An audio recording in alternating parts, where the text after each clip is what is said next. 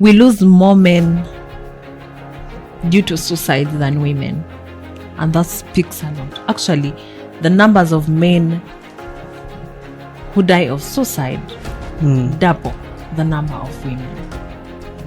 Though the women attempt suicide more than men, but when men attempt, they use lethal methods.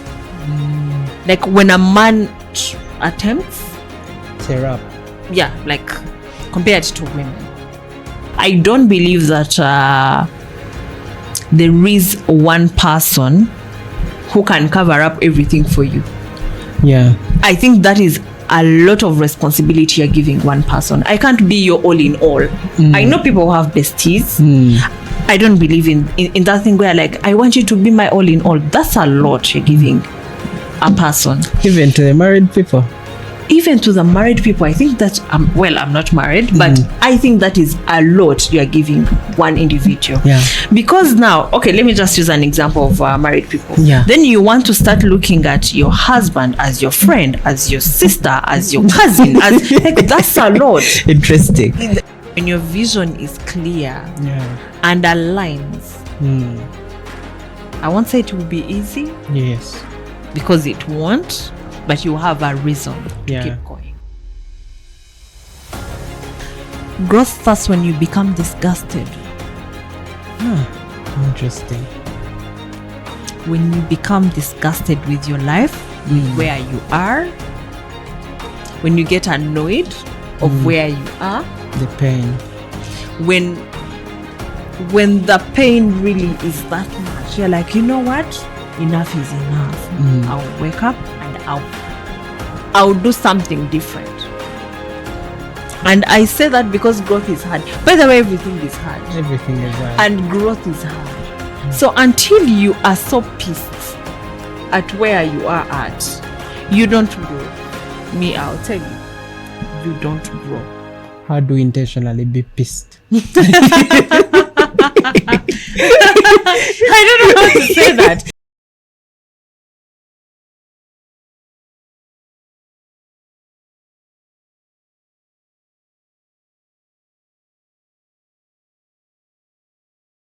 Welcome here to another episode of Lessons from My Diary. Today I have an amazing person here. It's a she. Most of you have seen her around. She's so passionate about mental health. She's passionate about career development. She's passionate about talents development. And she's passionate about youth. She owns a mental health brand called Bethya Minds, and she works at Victoria University as the student talent development specialist. Claudine, welcome to Lessons from My Diary. Thank you for having me.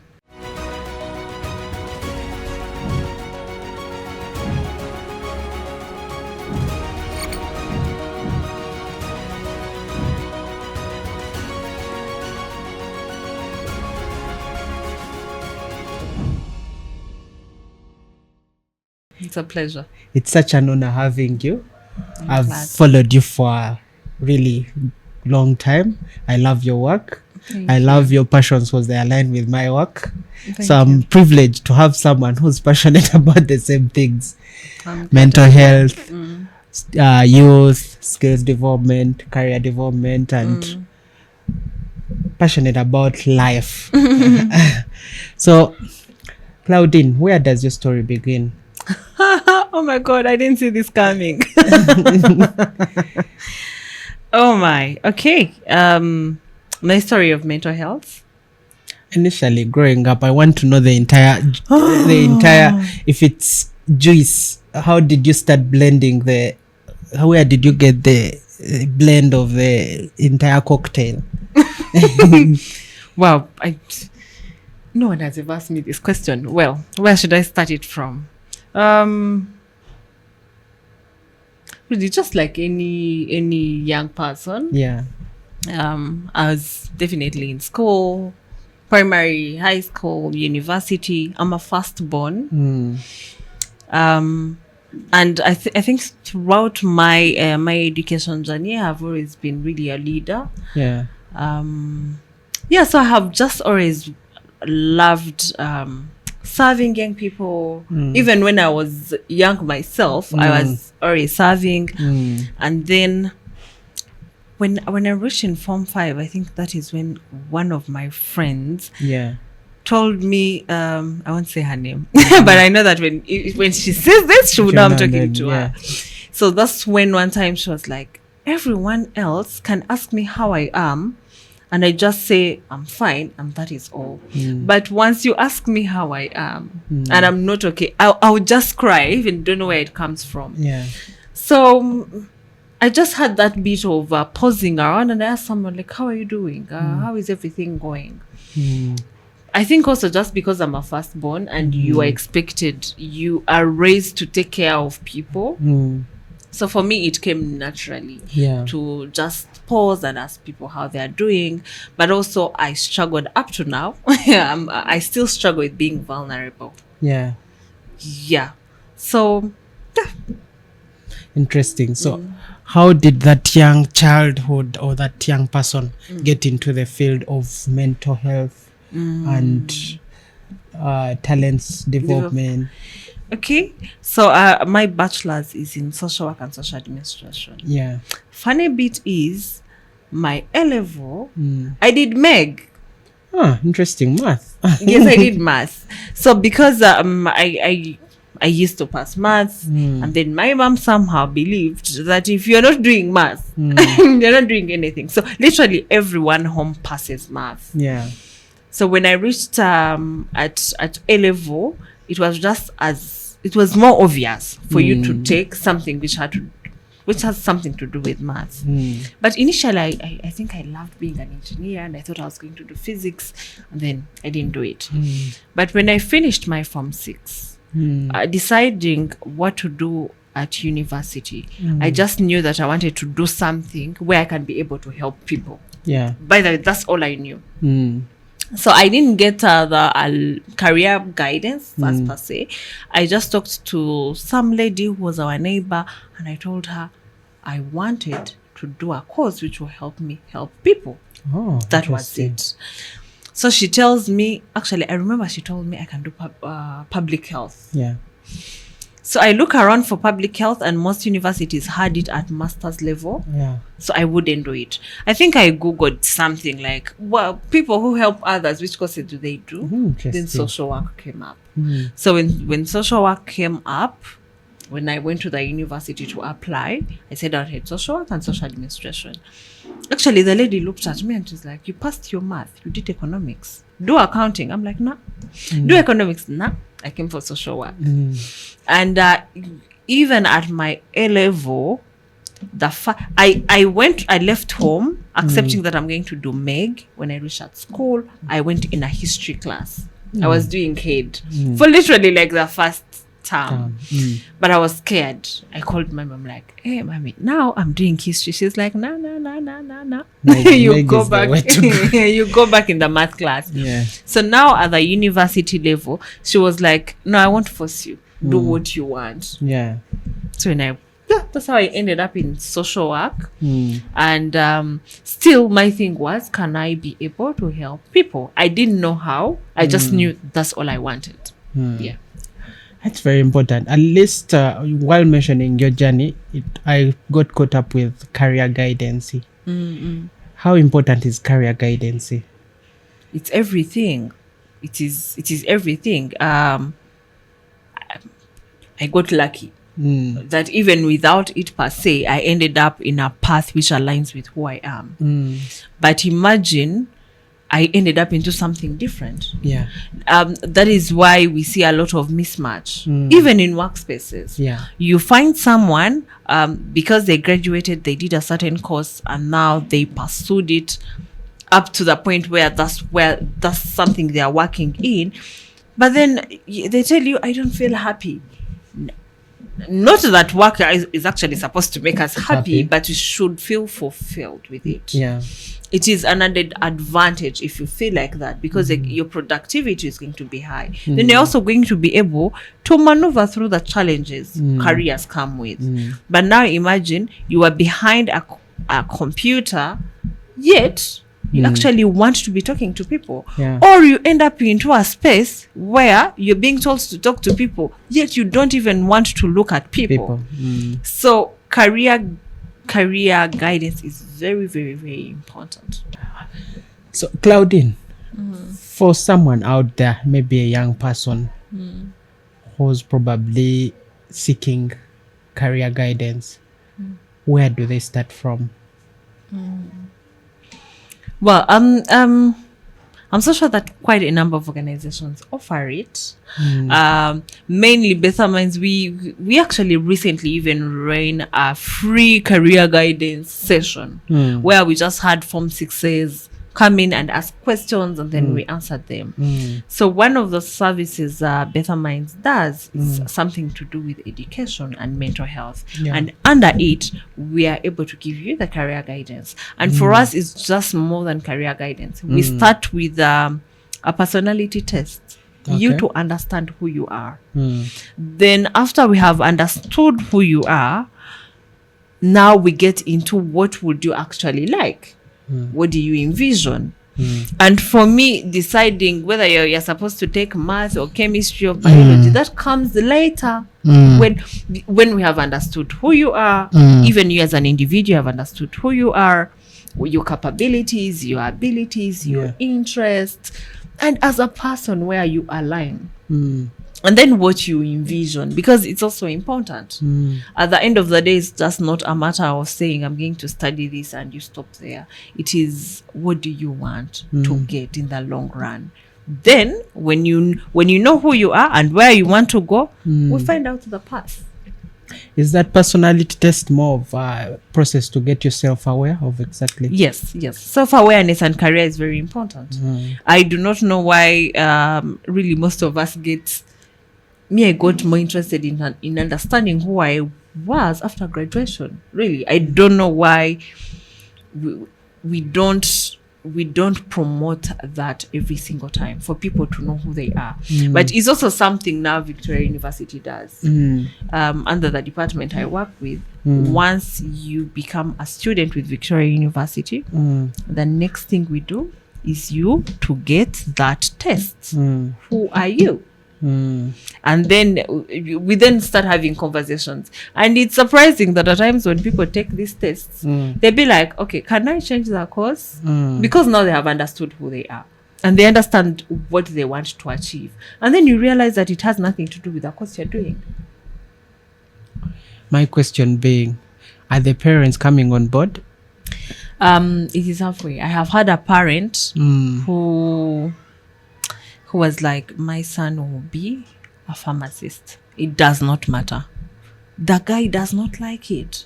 Just because he passed biology and chemistry and all these things, that's not where his passion is. Yeah, but fights happen. I don't know why. That's why a lot of awareness is needed, because also we understand parents. A parent is like, this is where the future is, this is where the world is heading, and then some of them, they are trying to live the lives they never had in their children. Wow. Now that is the worst. Yeah, because if you cannot impose your dreams, you can guide, you can't impose. It takes us to a topic of childhood drama. Wow, we shall sleep here. We shall sleep here. But anyway, moving from that, Claudine, everyone in life gets to a point of time or a difficult situation in life. Have you had that? Yeah, I have very many times. How did you maneuver? You know, you're the mental health. I didn't see this coming. I would want, how do you maneuver past that really difficult situation of life where everything feels like you've hit a wall? Well, I journal a lot. Okay. Even now, Mm. my definitely when I'm going through a hard time, if I've been journaling once a day, I journal a lot. So journaling always helps, but I also go for therapy.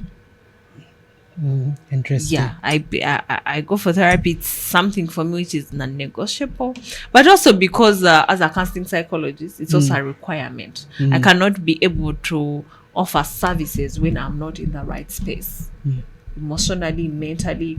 So I also have my therapist where I also go. I have supervision. Even when I have supervision where, because the type of work we do, at times you are loaded. So I have that supervisor where I be like, by the way, these are the cases I went through. This is what is happening, and this is how it is affecting my life. Interesting. Yeah. When you talked about therapy, I feel like the Ugandan culture or the African culture hasn't really embraced therapy, and we feel like it's a white man's thing. Like, for instance, us men, you're like, man, how do you go for therapy? How do they see you walking into a therapist room? No, but me, I think really this thing has existed since way back. Yeah. The difference is when we talk about it, when you talk about counseling, what people hear is individual counseling. Yeah. That is one-on-one. But there is group counseling. Yeah, yeah. And group counseling is an African thing. We just didn't call it that, but it's an African thing. Yeah. Because you hear that every evening people would meet at the fireplace. Yes. What will they be doing? They would be talking. Mm. Now, unfortunately, we think now going for individual therapy is a white thing, but we no longer even do the African thing. Yeah. So we have no community. So if you have no community and you don't even want support individually, like, how shall we help you? Very interesting concept. Because honestly, even men would meet those days. They would meet fireplaces. They would meet while they are going to hunt. They would meet, and they would talk. But now, just look at how your day went today. Yeah. It's like it's a Friday, but we have all been all over. You might reach home at 10. Yeah. Then the week starts, and you keep in that cycle. So if you do not have a community holding you together, and then you also do not want to go for the individual therapy. Not that group counseling covers everything, but at least it does help. So whenever I really, I know that a lot of people say, but therapy is a white thing. I'm like, but we had a black thing and we no longer do it. It brings me to two concepts. The first concept is the ones who are doing it, they are doing it the wrong way. What do you mean they're doing it the wrong way? The concept of socialization, but the socialization in a way of deflecting. Yeah, avoiding the emotions. Yes. Yeah, that's true. Definitely. There are people who I call it fearing themselves. We have a lot of people who fear themselves. People who cannot afford to stay with their thoughts. Interesting. And they keep on the move. Actually, I had it's a conversation I was having with one of the people I serve, and I was telling them, you avoid yourself. You can't be on the move from Monday to Monday. Even when you have a day to just sit with your thoughts, at least you look for a plot.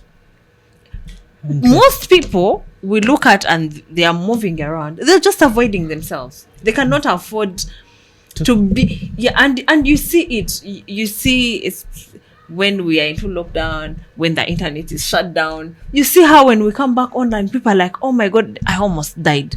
Like, what do you mean? Just because of 3 days and you don't have internet, you almost died? Because you cannot afford to stay with your thoughts. And so really that's something. the more I create awareness about mental health and how when I hear definitely all these different things of, but this is not even our thing. And then me knowing the other end, how people are struggling and people I know are struggling. I'm like, you don't know what you're talking about. Yeah. And you don't need to first reach in the deep ends for you to actually start taking care of yourself. Yeah. The same way we say eat healthy, it should be the same way we take care of our mental health, really. For anyone watching us right now, what would be the first process of taking care of yourself mentally? It's understanding yourself, because what works for me might not work for you. I just said I love journaling. There's someone who says, oh man, I cannot journal. Another person will say me when I sleep, when I listen to music. So it is about you as an individual figuring out what exactly works for you. But also we are really very social beings. Building intentional relationships helps. Intentional relationships do the magic. Actually, you read my mind. I was thinking of community, intentional communities. Yes. When you mention intentional relationships, is we get to not pay attention to what relationships we are building. But I love it when you mention intentional relationship. Yeah. So maybe to explore more, how would those look like? Intentional relationships is you being intentional with the people in your life, right? And people of different caliber, and how you place them where they belong in your life. So there are people you meet, work colleagues, for example. Yeah. Are you building that relationship intentionally? Yeah. Because again, this is just me, not as a therapist or anything. It is me.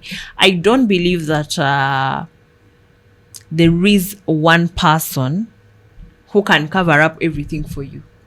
Yeah. I think that is a lot of responsibility you're giving one person. I can't be your all in all. I know people who have besties. I don't believe in that thing where like, I want you to be my all in all. That's a lot you're giving a person. Even to the married people. Even to the married people, I think that, I'm not married, but I think that is a lot you're giving one individual. Yeah. Because now, okay, let me just use an example of married people. Yeah. Then you want to start looking at your husband as your friend, as your sister, as your cousin, as like, that's a lot. Interesting. You get, because we all play a different part. Role in one's life, right? So now for me, I just get to understand my friend and what I need from them, and that's what I nourish. So I won't give you a lot of burden to be everything for me. You don't need to. I can have other friends to cover that part, and it is okay. So for me, that's how I understand intentional friendships. That for example, I have maybe Derek. Derek is what are his interests? What are the mutual interests we have? And I realize that our mutual interest is we are all career oriented. We want growth. So can I intentionally build that relationship around that? And then I should now stop dragging you into my parties. I can look for another person to do the parties with, and I also build that relationship intentionally, because this is what happens. One, no one is going to be all that for you. Yes, that's us being realistic. So what will happen? I'll now start saying, then this person is not being there for me, or what, I'm not being considerate, because at the end of the day, if you wanted me to be everything, I also won't manage to be everything for you. So for me, intentional relationships is knowing who does what in your life and pouring into that relationship, because it can't be one-sided. I cannot expect you to show up for me if I'm not even showing up for you? But also, before any other person, am I showing up for myself? Yes. Do I have a relationship with myself? Because relationships really is, do you have a relationship with yourself?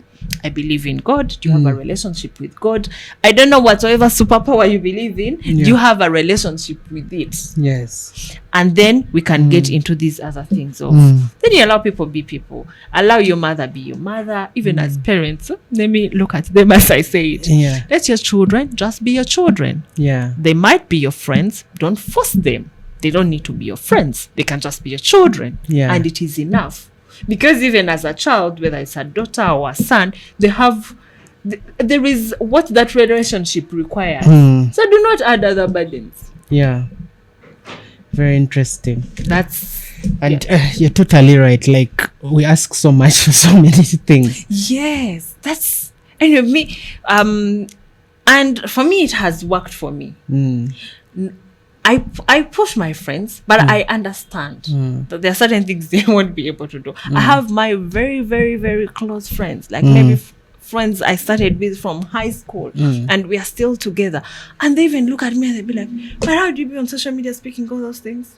We don't understand, and I don't ask them to come and push me here. I'm like, no, it's okay.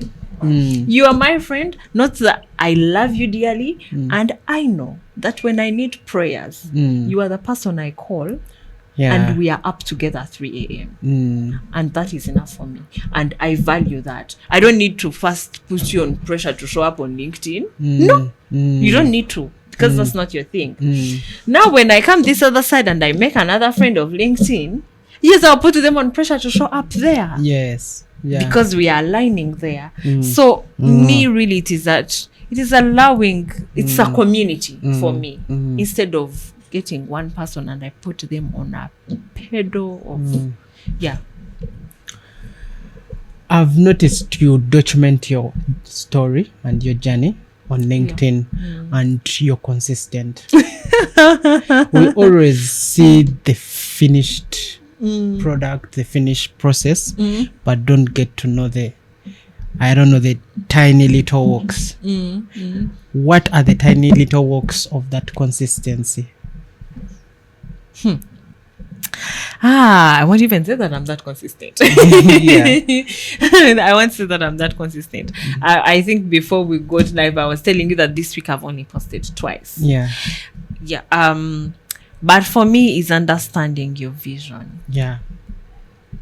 It's understanding your vision. And when your vision is clear and aligns, I won't say it will be easy. Yes. Because it won't, but you have a reason to keep going. So I have a vision, and it's so clear. One of the things about social media is while documenting your journey, sometimes people tend to shy away from being vulnerable. But I've noticed you being vulnerable at some point of time, mentioning about probably your private life. Like, for instance, you're a firstborn and all that. How important is creating that, being that vulnerable? And were you scared? Have you been ever scared to be vulnerable on social media? Yes. So social media is it is both ages. There is the good and there is the bad. And you also want to be wise in what you're sharing. So really, for me, even when I'm being vulnerable, I won't lie to you. I share what I'm comfortable with. The public getting into. And so once I share something, I'm ready of whatsoever will come up with it. It's not a place for me where I go to share when I'm still so down. No. At that point, I go for therapy. I journal. I have an amazing community. I go there. But I'm also a human, really. And I understand that at times sharing what I have gone through, someone else will relate. because at times I have also read other people's posts and they have given me hope. So it is just saying, you know what if you're going through this now, it is okay. It is okay. You I don't know how you go through it, but I was there and I'm here now. Interesting. One of your posts, you pointed out about a student who felt left behind, looking at everyone social media and all that. And I feel like it doesn't go only to the students.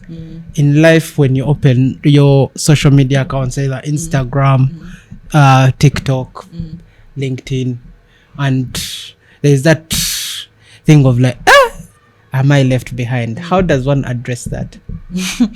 Well, you're getting into something Bethya Minds is coming with. It's coming with. Who gave you the papers? Because you're going to be having some of those conversations, and I think you'll see them when the time is right. But one thing for sure is we show the end product. That's the truth. Even when you were asking me about being vulnerable, you can count how many times I have been vulnerable. I'll be honest with you. So I want people, it's important to understand that people are not,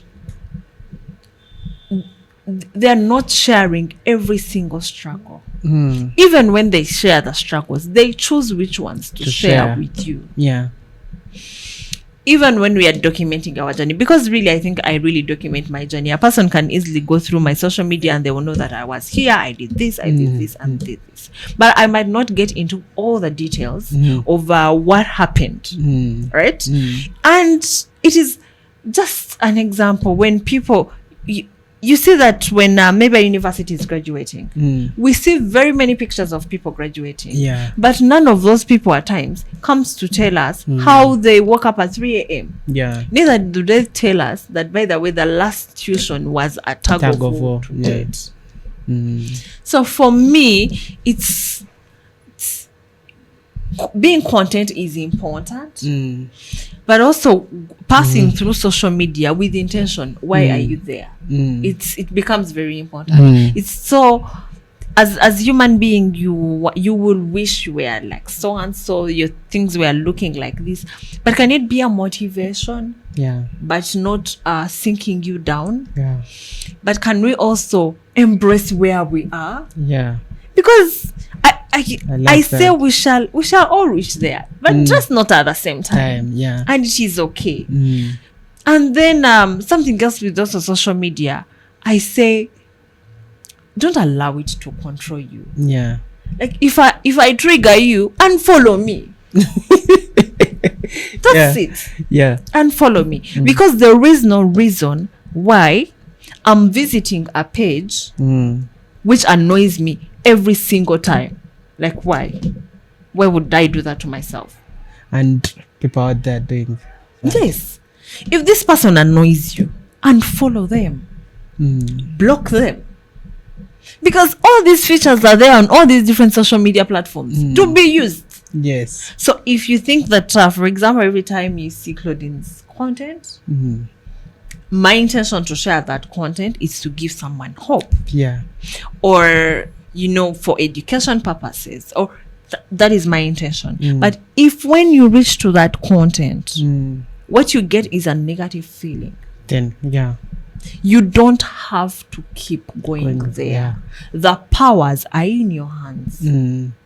That is why at times I get disturbed when I see people abusing others in comment section. I'm like, no, do not. You cannot decide to use your own device to go and check something, use your own data, something which annoys you. Why are you doing that to yourself? Exactly. Like, just why? Create your own place. And I like that social media picks that. You see how TikTok works? The algorithm is good. The logarithm. Like me, there are certain things even people talk about, and I'm like, that happened. I didn't see it. Yeah. Because my logarithm is just positivity. That's the energy I release, and that's what I receive, even on my logarithm. So you can create something you love. I always, when you mentioned that about the algorithm, it reminded me of someone who said, if you feel like the first 4 or 6 posts, as soon as you scroll, they're annoying, you just delete the thing and reopen again and look for what works for you. I hear you. You cannot, because leave alone social media. In our communities, do you keep going to a place which annoys you? No, you don't. If you go to a restaurant and their food is not nice, you don't go back. Yeah. So why are you on this page going back if it doesn't work for you? Yeah, so there are quite a lot of things. You can unfollow pages, you can block pages, you can uninstall the apps. It is okay. You're allowed to. Yeah. While reading one of your posts, you mentioned about your struggle asking for help, and it related to me at some point.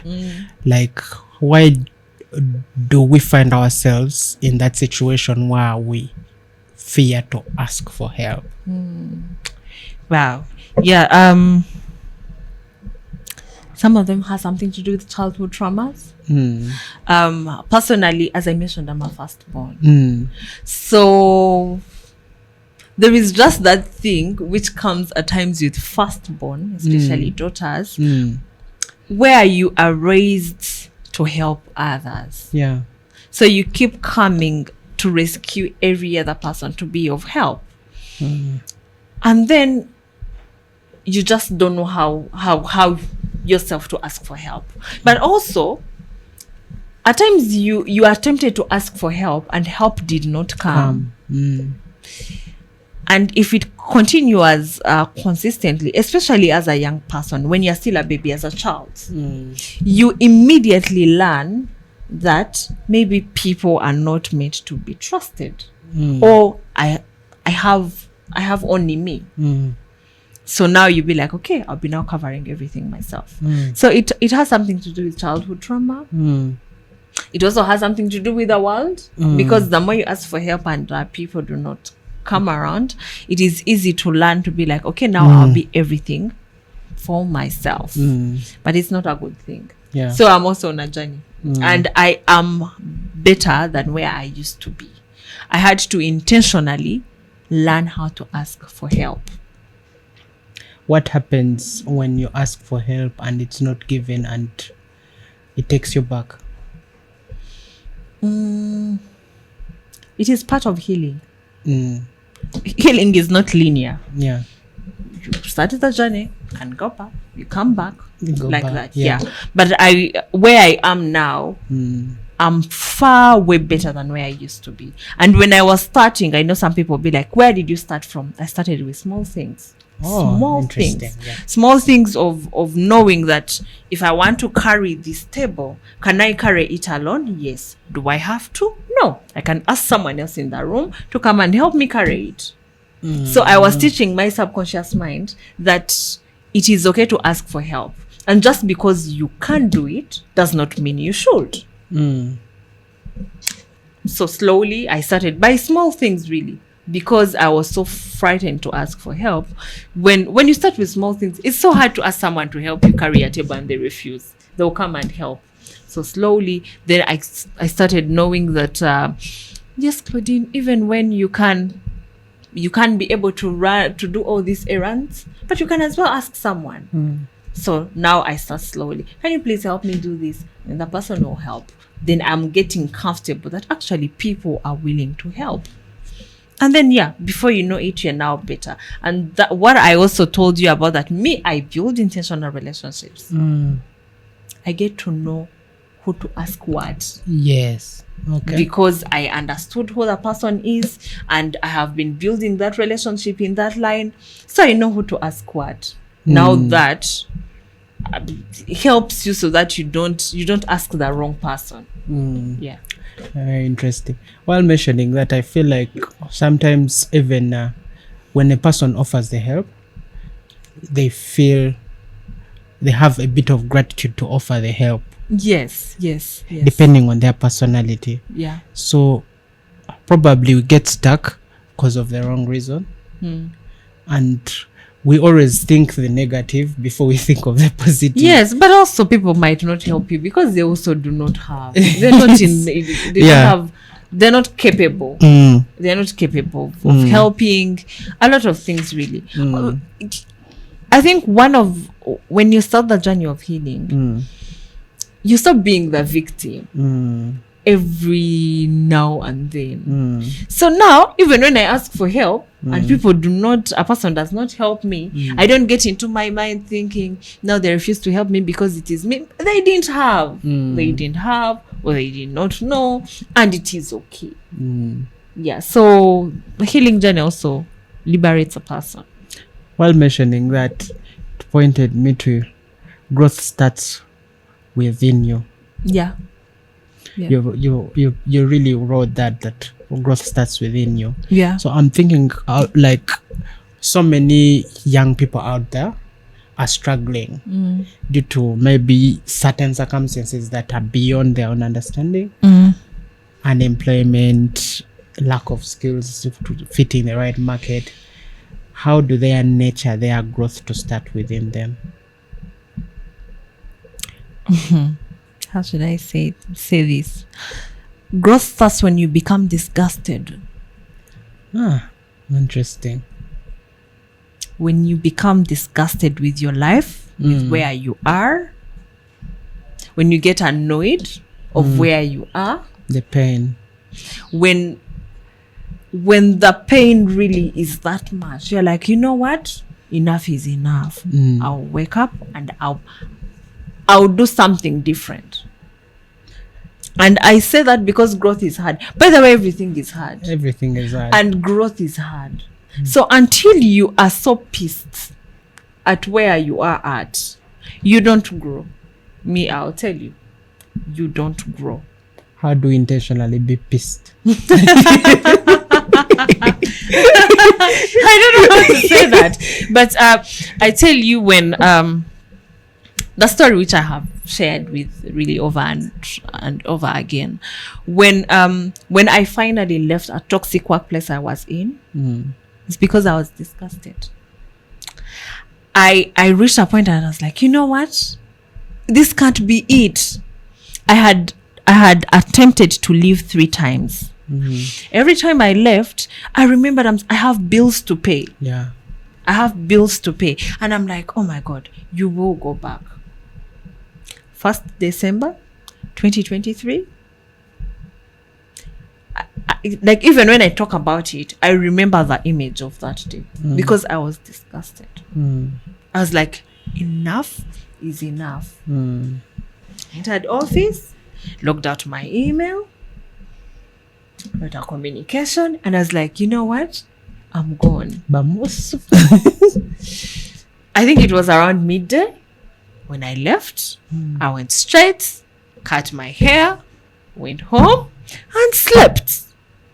I slept the whole December. And honestly, I did not have a lot figured out. But I also knew that can't be it. So at times, until you are annoyed, you keep going back.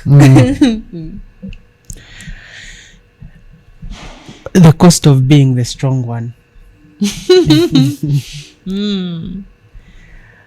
It pointed out we are from the Men's Mental Health Month. Yeah.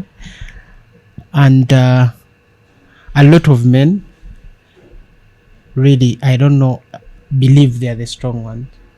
But there is such a deep cost of being the strong one that mentally breaks them.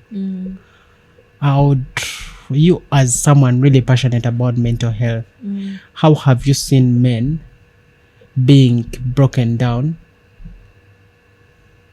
initially emotionally and within themselves, but out there achieving so much but really broken down? How do they address that? One, we lose more men due to suicide than women, and that speaks a lot. Actually, the numbers of men who die of suicide double the number of women. Though the women attempt suicide more than men. But when men attempt, they use lethal methods. Like when a man attempts, tear up. Yeah, like compared to women. And society, we have contributed a lot to put men into that position. That is why really men's mental health is our responsibility, all of us. Neither do men just presume that they are strong. We raise them that way. We keep telling them, you cannot cry, you cannot break, you are this. And then we also put measures for them. If you don't have money, then you're not a man. If you don't do this, then you're not a man. Then you're supposed to achieve this at this age. And then it's a lot. And then, as you said, gone are the days where men really had communities. I'm glad I see that a lot of men are creating communities. Yeah. They are creating communities. They are creating things where they can be able to meet and do all these things. So at times for them, opening up does not come so easily. So most of them get into high functional depression, where a person is depressed and they are working harder and then they are achieving. Well, as I said, when you don't have peace within, even when you are achieving all these outside things, trust me, you will break. And that's why we see some men who die of suicide and everyone is like, but what did they lose? They were thriving at work. They were doing all these things. But they did have a space where they would be able to share. So really for me, it is encouraging more communities for us to be able to create a good environment for them. But also, mental health is also an individual responsibility. It is a high time we also understand that part of taking care of yourself, it is ensuring that your mental health is in good state. Yeah. And I think we need it now more than ever. Oh, okay. So it's important. Wow. As we wind up, listen to my diary has a rapid. You're just going to answer. Okay. A rapid fire. Okay. It's complete the sentence. Success is. Oh my God, how am I supposed to do that? Just complete the sentence. So what defines success to you? Success is. Okay, success is being fully healthy. Failure taught me. To be humble. The best investment I've ever made is investing in myself. One habit that changed my life is listening to myself. A book every young person should read is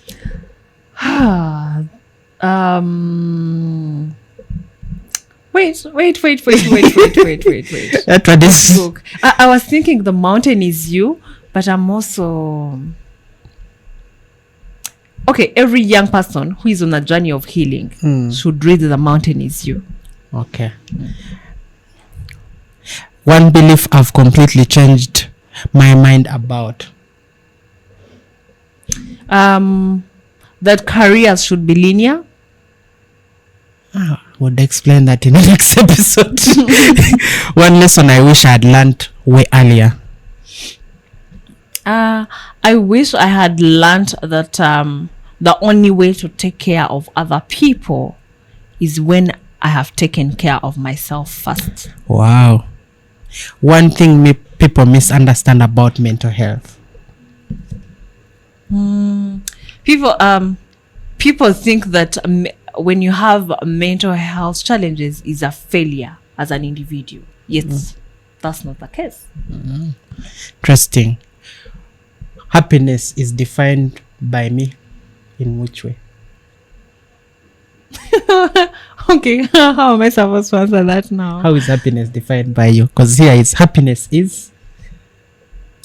Wow, happiness for me is really when I see things I'm passionate about going in the right direction and then seeing people heal. It's happiness for me. Wow. Yeah. From the rapid fire, we have the culture. Lessons of my diary culture. It's a 3s.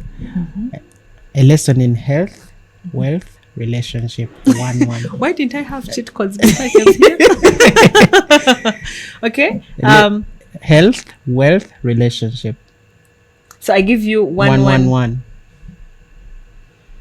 Okay, so where should I start from? Health. Take care of your mental health, really. Yeah, Take care of your mental health. Relationships. Ensure. Oh, should I just say a quote I love? Yeah. Relationship. People might not take it the right way. I love the quote by Viola Davis, where she says, ensure you disappoint every single person before you choose to disappoint yourself. So create a very healthy relationship with yourself. Wow. Okay. Wealth. And you said I give what? One lesson in wealth. One lesson. Normalize having conversations around money. Okay. What is the biggest lesson you've unlearned and one you've learned? The biggest lesson I have unlearned is being everything to everyone all the time. Okay. Learned. Oh my God. What am I learned now? What am I supposed to say? I have learned that again, it's just about a person. Okay. I have learned that for me to be able to do every other outward thing depends on how I am internally. Oh. And it's important that I'm okay internally. Wow. Today people would love to see on lessons to my diary. Patience. Okay. Patience, Joshua. Yeah. Actually, Patience was on my list already to do. She's on your list. Hey, I need to invite her here. I'm almost about to say everyone I work with. I would love to see Penina. I don't know whether you know her. Yeah, I don't know her. You don't know her? I know her, Penina. You know her? Yeah. She has amazing stories. Then I would love to see Sumaya. I was caught between two people. I was either thinking Somaya, either Victoria. One of us was trying to read your mind. You were trying to read my mind. I would love to see definitely Victoria. Yeah. I would love to see Sumaya. Yeah. Thank you so much. It's been an honor having you. I've got to learn so much. I feel like I'm going to rewatch your episodes because your keynotes. Now I have a lot of people. You should also bring Rebecca. I really think she has interesting conversations around online therapy. Online therapy? Yeah. She offers the online counseling. Oh, interesting. I'll definitely look out for her. Thank you. I've been really honored to have you here. It's been quite an amazing conversation. I loved it. I got to learn from you and I really appreciate your time. Thank you. Thank you for having me.